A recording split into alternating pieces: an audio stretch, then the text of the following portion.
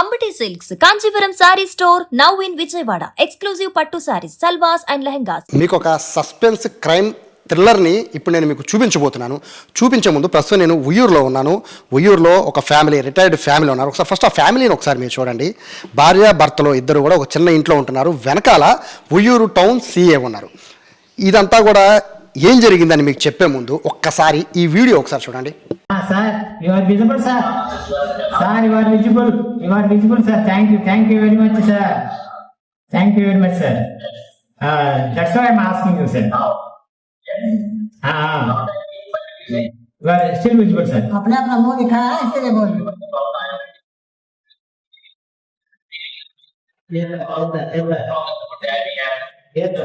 Please wait. Please wait.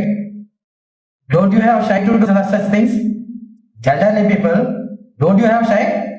What are you doing? Where are you from? Where are you from? Come visible to me. Mr. Sivasankar, now you break the national secret. Now, What are you talking? What are you doing? Don't you have shy? Police. Remember, we will catch you. We will put you behind the bus. చూశారు కదా, ఆ వీడియోలో ఉన్నది as టీజ్గా ఇక్కడ ఉన్న వాళ్ళే. So ఈ retired employees and CI గారు కూడా ఉన్నవాళ్ళే. అసలు ఏం జరిగింది అనేది మీకు ఆల్మోస్ట్ అర్థమైపోతుంది కదా. ఈ మధ్యకాలంలో సైబర్ క్రైమ్స్ ఎంత దారుణంగా వాళ్ళు ప్రవర్తిస్తున్నారంటే భయభ్రాంతులకు గురి చేసేస్తున్నారు. డబ్బులు గుంజుకోవడానికి ఎన్ని ప్రయత్నాలన్నా చేస్తున్నారు. ఆ ప్రయత్నాన్ని తిప్పికొట్టారు ఉయ్యూరు టౌన్ సిఐ రామారావు గారు. సో రామారావు గారి దగ్గరికి వెళ్ళే ముందు ఒకసారి ఎంప్లాయీస్, రిటైర్డ్ ఎంప్లాయీస్ ఉన్నారు. సార్ శివశంకర్ గారు, సార్ యాక్చువల్గా ఏం జరిగింది? మిమ్మల్ని సైబర్ అటాక్ మీ మీద జరగడానికి ప్రధాన కారణం ఏంటి?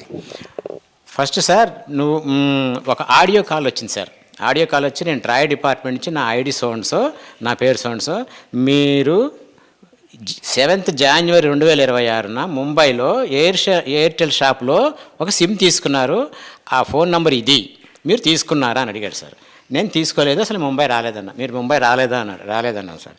అసలు ముంబై మీకు తెలియదా అన్నాడు. 1980లో వచ్చానండి నేను, తర్వాత రాలేదన్నా. ఓ, మీరు సూపర్ సీనియర్ సిటిజన్ కాబట్టి మిమ్మల్ని ఆన్లైన్లోనే చేసుకోవచ్చు, మాట్లాడుకోవచ్చు, మీరు రాలేరు ఇక్కడికి, లేకపోతే మీరు ముంబై క్రైమ్ బ్రాంచ్కి రిపోర్ట్ చేయాల్సి ఉంటుంది ఇమ్మీడియట్గా అనేసి, సరే ఒక పని చేద్దాము, మీరు మీ పేరుతో ఉన్నది అది, మీరు కొనలేదంటున్నారు, మీ పేరుతో ఒక ఆధార్ కార్డులు ఇవన్నీ ఉన్నాయి, సో మీకు ఇప్పుడు సిబిఐ ఆఫీసర్కి కనెక్ట్ చేస్తున్నాను, వారికి చెప్పుకోండి అని చెప్పని అన్నాడు.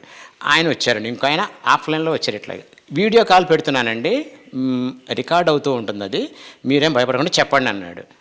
మీ వెనకాల మేము ఉన్నాము, సైబర్ అటాక్లు తర్వాత మనీ లాండరింగ్ చాలా జరుగుతున్నాయి, దాన్ని మిమ్మల్ని ప్రొటెక్ట్ చేయడం కోసమే మేము మిమ్మల్ని ఆన్లైన్లో తీసుకుని మాట్లాడుతున్నామండి, మీరేం వర్రీ అవ్వద్దు, మీకు అందరికీ మేము వెనకాల ఉన్నాం. సిబిఐ ఆఫీసర్ మాట్లాడినాడు. ఆయన అన్నాడు, చెప్పండి అన్నారు, మీ పేరు చెప్పండి అని చెప్పిన తర్వాత, మీరు ఫోన్ కొన్నారా అని అడిగాడు. లేదన్నాను. మీరు ముంబై రాలేదన్నా. మీరు ఎక్కడ ఉంటారన్నారు. ఆంధ్రాలో ఎక్కడ ఉంటాను. ఓ, అంత నుంచి రాలేరు, మీరు just like my father and mother, మేము చాలా చిన్నవాళ్ళు, మీరు చాలా పెద్దవాళ్ళు కాబట్టి మిమ్మల్ని ఆన్లైన్లోనే చేసుకుంటాము, రికార్డ్ చేసుకుంటాము, మీరు చక్కగా మాతో సహకరిస్తే మీకేం ఇబ్బంది ఉండదండి.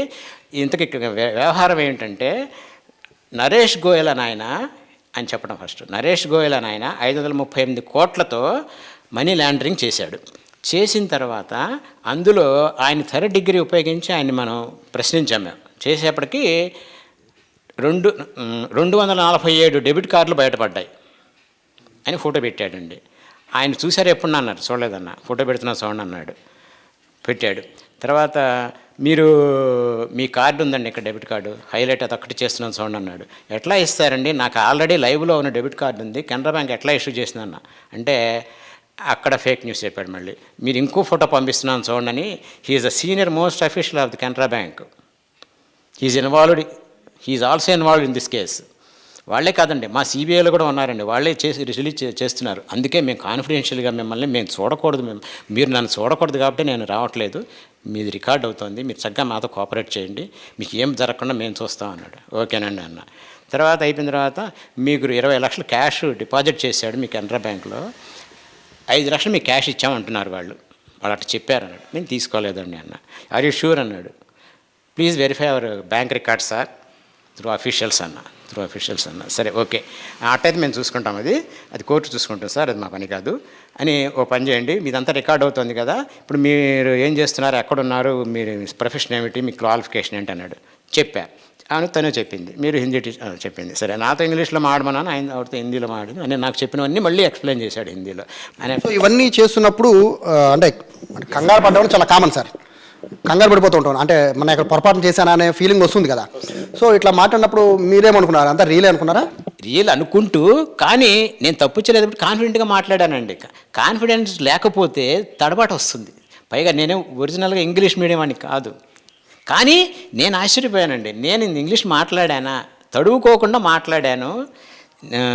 ఇట్లా గ్యాప్ కూడా రాలేదండి. తడువుకోకుండా మాట్లాడి చక్కగా అన్నిటికీ సమానం చెప్పాను. Sir you are fully cooperated with me. So ఈ రికార్డ్ అంతా నేను ముంబై ఎంసీబీ అని ఉంది, ముంబై క్రైమ్ బ్రాంచ్ ఉంది, ఆఫీసర్ లైన్లోకి వస్తాడు, మీరు ఆయనతో మళ్ళీ చెప్పండి, ఆయన ఏమడిగితే చెప్పండి అన్నాడు. I think both are same. మీరు కరెక్ట్గా మాట్లాడండి, ఉన్నదన్నట్టు చెప్పండి, మేము సేవ్ చేస్తాం.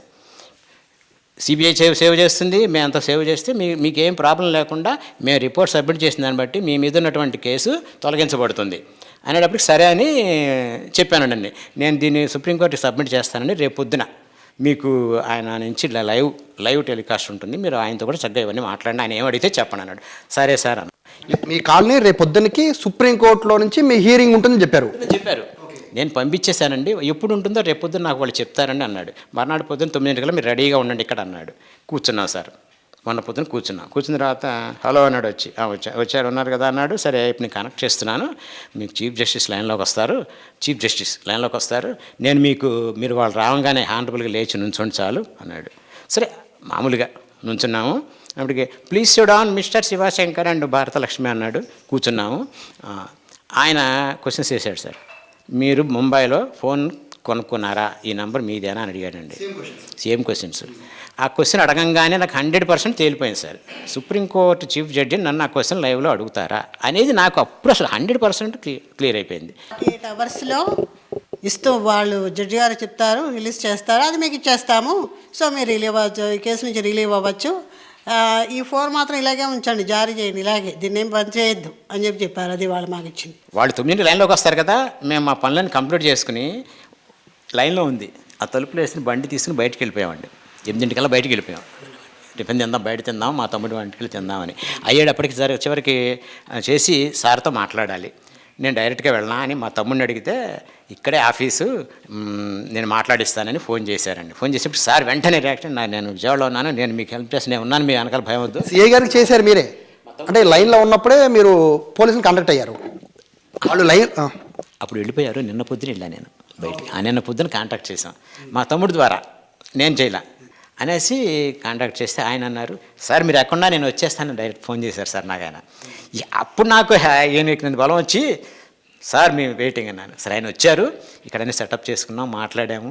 ఆ తర్వాత మీకు తెలిసిందే నాకు ఆయన సిఐ రామారావు గారు వాళ్ళ డిపార్ట్మెంట్ అంతా I will grateful them, I will thankful them.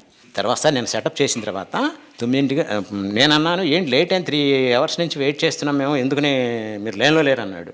Sir నాకు చిన్న మోషన్స్ వస్తే సెలైన్ పెట్టుకుని ఇప్పుడే వచ్చానండి, 11:30 అంత అయిపోయింది, ఇప్పుడే వచ్చాను బయటికి, ఇప్పుడే వచ్చాను హాస్పిటల్ డైరెక్ట్గా వచ్చాను.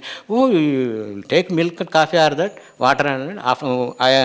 I will call of 10 minutes or 20 minutes, take your own time అన్నాడు. అనేప్పటికి నో సార్ ప్లీజ్ నేను వాటర్ తాగానన్న అనేసి ఇవన్నీ సెటప్ రెడీగా ఉన్నాయి కదా, మళ్ళీ మనం లేట్ చేయకూడదు అనేప్పటికీ సరే ఓకే, ఇప్పుడు మీకు ఒక సార్ సుప్రీం కోర్టు జడ్జి గారు పంపించినటువంటి ఇది పంపిస్తున్నాను, ఒక ఆర్డర్ చూడండి అన్నాడు. ఫస్ట్ పేజ్ పంపించాడు sir. Supreme court of India seal, government seal, దాని మీద షీట్ మీద పైన జస్టిస్ ఏదో గవాయ్ అని ఉంటుంది కదా సార్, ఆయన పేరు Gavai, typed matter, computer typed matter, కింద సీలు, ఆయన సంతకం, కింద చీఫ్ జస్టిస్ ఆఫ్ ఇండియా, ఇవన్నీ ఉన్నాయి సార్. పెట్టాను చదవండి మీరు పైకి అన్నాడు. పైకి చదివాను సార్. వితిన్ 7 days ఈ కింద ఫాలో అయ్యి వీటి ప్రకారం మీరు ఫాలో అవ్వండి, అప్పుడు మేము ఫైనల్ డెసిషన్ తీసుకుంటాం. మీరు ఇప్పుడు ఫాలో అయ్యే దాన్ని బట్టే మీ కేసు ఆధారపడి ఉంటుంది అందులో ఉంది. సెకండ్ పేజీలో మీరు మీ దగ్గర ఉన్నటువంటి షేర్స్ కానీ, మ్యూచువల్ ఫండ్స్ కానీ, సెక్యూరిటీస్ కానీ, గోల్డ్ కానీ, ఆర్నమెంట్స్ కానీ, బ్యాంక్ అకౌంట్స్ కానీ, తర్వాత sites, properties, postal certificates, any certificates, Gmail, email IDs, including passwords అని అన్ని పేజీలకు చేసుకుంటూ వచ్చారు, 5 పేజీలు మొత్తం చేసుకుంటే ఇవన్నీ మీరు సబ్మిట్ చేయాలి. చేయలేకపోతే అండర్ సెక్షన్ సౌండ్స్ మీరు 3 to 5 years imprisonment are 5 to 10 years imprisonment are occasionally life imprisonment because this is the money laundering case అని చెప్పి కింద సైన్ చేసి పెట్టేశారు సార్. నాకు తెలుసు కదా సార్ అది వేకని. What is this sir? Yesterday only they told me you are supported CBI. Today he's reversed, అవి రివర్స్ కనబడుతుంది మాకు. ఇదేమిటిది అంటే, లేదండి మీరు డాక్యుమెంట్స్ సబ్మిట్ చేయండి, నీకు 20 minutes టైం ఇస్తున్నాను, చక్కగా కాఫీ నీళ్ళు తాగి మంచినీళ్ళు తాగి అవి డాక్యుమెంట్స్ తీసుకుని. ఇవన్నీ ఎప్పట్లో కంప్లీట్ చేసాం పూర్తిగా? 20 minutesలో నాకు ఇమ్మన్నారు. 20 minutesలో ఇవ్వాలి, లేకపోతే మాత్రం మీకు ఖచ్చితంగా హడావుడి చేస్తామని చెప్పి వాళ్ళ మొత్తం మీనింగ్ అదే కదండి. భగ్నం చేసింది ఎవరో కాదు, సిఐ రామారావు గారు. సార్ నిజంగా మీకు కంగ్రాట్స్ సార్. ఎందుకంటే ఈ వీళ్ళిద్దరూ చూస్తుంటే అంటే ఎవరో వీళ్ళు స్టేషన్కి వచ్చి వాళ్ళు పరిగెత్తు కంగారులో బీపీలు షుగర్లు పెరిగిపోయే పరిస్థితి ఉంటుంది. సో ఈ మూమెంట్లో మీరు వచ్చి వీళ్ళని సేవ్ చేయడమే కాదు, వాళ్ళను కూడా మీరు ఆ వీడియోలు చూస్తుంటే చాలా హ్యాపీ అనిపించింది. ఎందుకంటే వాళ్ళు మీ దెబ్బకి వాళ్ళు బెదిరిపోయి మొత్తం బ్లాక్ కూడా చేశారు. సో అసలు మీరు చెప్పండి, అంటే ఈ ప్రధానంగా వీళ్ళని ఎందుకు టార్గెట్ చేశారు? ముఖ్యంగా ఈ రోజుల్లో ఈ డిజిటల్ అరెస్ట్ సంబంధించి బాగా టార్గెట్ చేసేది ఎవరైతే ధనవంతులు ఉన్నారో, వృద్ధులు ఉన్నారో, ఇటువంటి వాళ్ళని బాగా టార్గెట్ చేస్తున్నారు. వీళ్ళ డేటా కూడా బయట దొరికే అవకాశం డార్క్ వెబ్లో ఏదైతే ఇప్పుడు ఫర్ ఎగ్జాంపుల్ డేటా ఏ విధంగా దొరుకుతుందంటే రిటైర్డ్ ఎంప్లాయీస్ యూనియన్స్ ఉంటాయి, ట్రెజరీ ఆఫీస్లో చిన్న కాంట్రాక్ట్ ఎంప్లాయీస్ ఉంటారు, ఇలాంటి చోట్ల డేటా దొరికే అవకాశం ఉంది. అలాగే యూఎస్ కాన్సులేట్ ఆఫీస్లో, పాస్పోర్ట్ ఆఫీస్లో చిన్న ఎంప్లాయీస్ ఉంటారు. వీళ్ళందరూ కూడా బయటికి ఎవరు వెళ్తున్నారు, ఎవరు వర్క్ చేస్తున్నారు, రెగ్యులర్గా ఫారెన్ విజిట్స్ చేసేది ఎవరు, ఇటువంటి డేటా.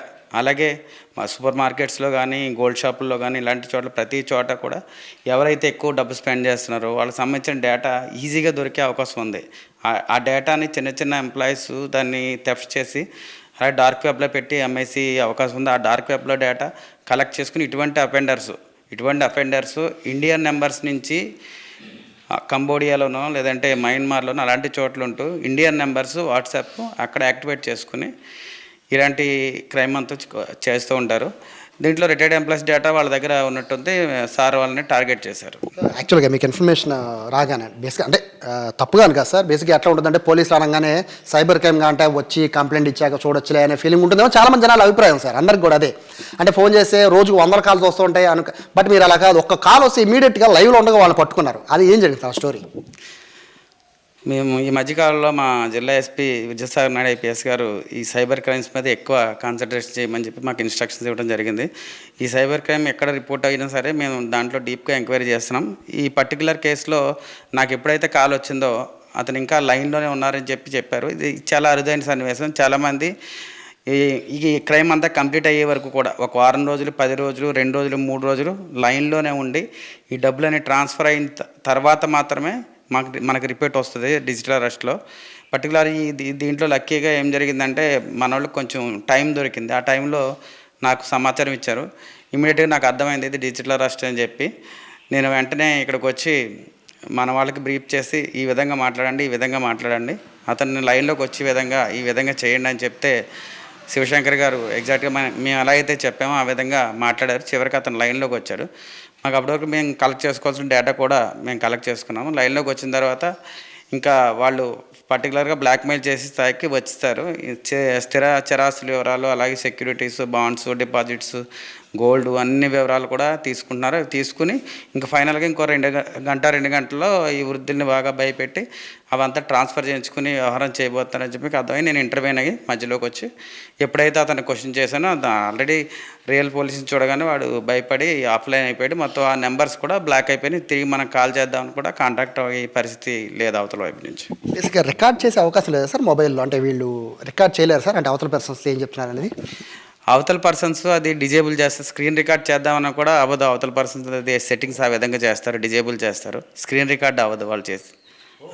ఎక్స్ట్రా వాళ్ళు ఇటువంటి బాధ్యతలు ఇంకెవరు ఉంటే స్క్రీన్ రికార్డ్ చేసి మీకు ఇచ్చే అంత స్కోప్ ఉండదా సార్ అని?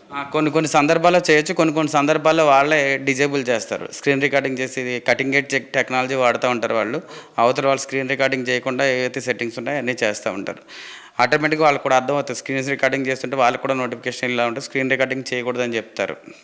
మీరు అబ్జర్వ్ చేసిన దాని ప్రకారం అంటే అంత ఈజీగా దొరకరు, బట్ ఐ థింక్ నేను అనుకోవడం, బట్ మీకేమైనా ఇన్ఫర్మేషన్ వచ్చింది సార్? అంటే వాళ్ళు ఎక్కడి నుంచి చేశారు ఏంటి ఏమైనా ఇన్ఫర్మేషన్? అది నెంబర్ వచ్చి నార్త్ ఈస్టర్న్ స్టేట్కి సంబంధించిన నెంబరు. ఎవరైనా సరే డిజిటల్ అరెస్ట్లో ఎక్కువ నెంబర్స్ ఇండియా ఉంటున్నాయి. వాట్సాప్ నెంబర్స్ కానీ కాంటాక్ట్ అయ్యే నెంబర్స్ కానీ ఇండియావే ఉంటున్నాయి. అవన్నీ కూడా ఫేక్ ఐడీస్ మీద తీసుకున్న నెంబర్స్. ఆ నెంబర్స్ ఏదైతే మన ఈ ఈస్టర్న్ కంట్రీస్ ఏవైతే ఉన్నాయో, కంబోడియా కానీ మయన్మార్ కానీ అలాంటి దేశాల్లో అక్కడ పెట్టి ఆపరేట్ చేస్తున్నారు. ఆ నెంబర్స్ యాక్టివేట్ చేసుకుని అక్కడి నుంచి ఈ సైబర్ క్రైమ్ అంతా ఆపరేట్ చేస్తున్నారు. ఇది ఈ మొత్తము ఈ చెప్పిన ఈ క్రైమ్ థ్రిల్లర్ స్టోరీ ఇది. సో ఎవరైనా కూడా సైబర్ క్రైమ్ బాధితులు ఉంటే కనుక బాధితులు కాకుండా ఉండాలంటే మాత్రం ఇటువంటి అవగాహనల్ని మీరు పెంచుకోవడం కాదు, మీతో పాటు ఇంకో 10 మందికి ఇటువంటి విషయాలు షేర్ చేస్తే కనుక మీ బంధువులు కూడా ఇటువంటి సైబర్ అరెస్ట్ల బారిన పడే అవకాశం ఉండదు. కెమెరా పర్సన్ కృష్ణతో సాయి, సుమన్ టీవీ, ఉయ్యూరు నుంచి.